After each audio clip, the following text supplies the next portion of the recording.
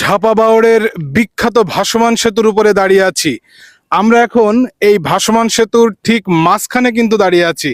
এই পাশটা যদি আপনারা একটু দেখেন, মানে কি সুবিশাল বিস্তৃত কিন্তু সেতুটি পুরোপুরি পানির উপরে কিন্তু ভেসে আছে। মানে অসাধারণ একটা দৃশ্য কিন্তু উপভোগ করা যাচ্ছে।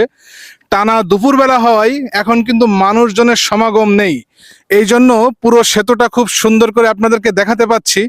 এবার এই পাশটা যদি আমি একটু দেখি, দেখুন এ পাশটাও কিন্তু ঠিক একেবারে পানির উপরে ভেসে আছে।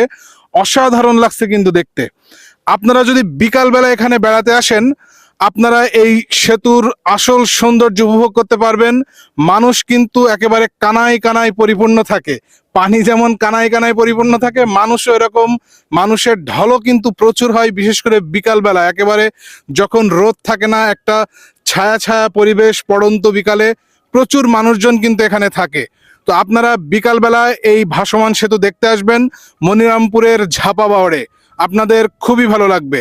সবাইকে ধন্যবাদ। আসসালামু আলাইকুম।